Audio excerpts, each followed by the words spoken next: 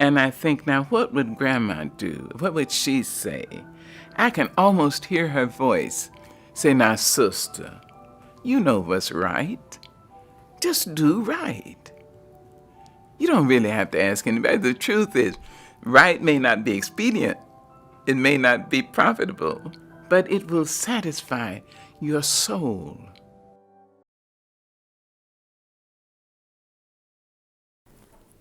I remember in high school, I was taking an introduction to poetry class.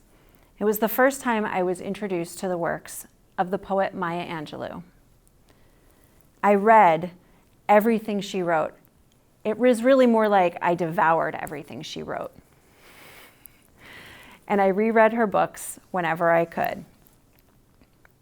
I grew up in a predominantly white neighborhood, and I had very little understanding of the truths of Black history or culture. I was lacking this information in a big way, as were many of my peers. Our education had been whitewashed. I would come to understand much later. When I read I Know Why the Caged Bird Sings, I wept. My heart ached for her. My only parallel that I could draw was being a woman, and I had not lived anything close to the life she lived. What I could do was empathize, and I could have a desire to see a better world. I was really fortunate years later to hear her speak at a graduation ceremony at Ithaca College, and once again, her words moved me. So try to live your life in a way that you will not regret years of useless virtue and inertia and timidity.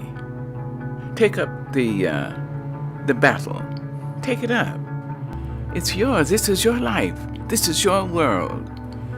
In my adult life, I rely heavily on the stories, the experiences, and the truths of the people who I know who are Black. Friends, colleagues, peers, the community. I rely on those stories to guide me as I unpack my personal bias. This is a bias that all white people have, whether they realize it or not. That is just the truth of our experience. It is so critical in this time to be uncomfortable. It is critical for us as the white community to sit down, stop talking, and listen. We must sit with other people's truths in those uncomfortable moments and conversations if we ever hope to see real change. I hope that more people share their experiences through which all of us can hear, learn, and grow.